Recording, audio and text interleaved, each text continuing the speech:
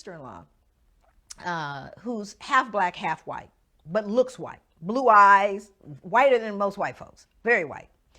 She and I, we kind of grew up together. We raised our children together. So they're first cousins, and it's a wonderful, very, very multicultural family. So we're going in a Safeway one day. And Kathleen, my sister-in-law, is in front of me.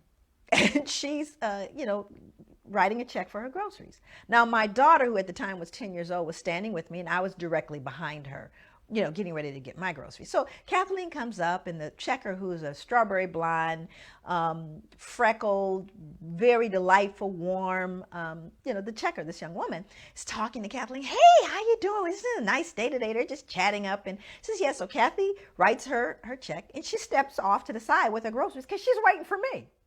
Of course, again, Kathleen looks white, right? So I come up. No conversation. She looks up at me. Absolutely no, just a little chatter.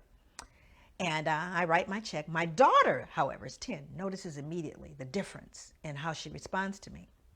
So I write my check, and she goes, I'm going to need 2 pieces of ID. At which point, my daughter looks at me, and she gets very, very embarrassed, and tears are kind of coming up in her eye, like, Mommy, you're not gonna let her do this. Why is she doing this to us, right? So I'm trying to figure out what I should do, because behind me are 2 elderly white women, right? And I'm thinking, okay, so then I become the angry black woman, right? And they're gonna be, and I'm just trying to second guess all the drama.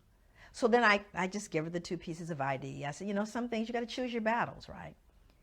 And then it gets worse. She pulls out the bad check book, right? So this is the book that shows the people who have written bad checks. So she starts searching for my license in the bad checks, at which point it's just out of control now. Just as I'm standing there trying to decide what to do, and it's really deeply humiliating. Now my daughter is in full-blown emotionally upset, who's 10. My sister-in-law walks back over. And she steps in and she says, excuse me, why are you doing this? And the checker goes, well, what do you mean? She goes, why are you taking her through all of these changes? Why are you doing that? She goes, well, this is our policy. She goes, no, it's not your policy because you didn't do that with me. Oh, well, I know you've been. She goes, no, she's been here for years. I've only lived here for 3 months. And so at this point, the 2 white elderly ladies go, oh, I can't believe what this checker has done with this woman. It is totally unacceptable. At which point the manager walks over. So the manager walks over and says, is there a problem here? And then my sister-in-law again responds. She goes, yes, there is a problem here. Here is what happened. So you see, she used her white privilege. And even though Kathleen is half black and half white, she recognizes what that means.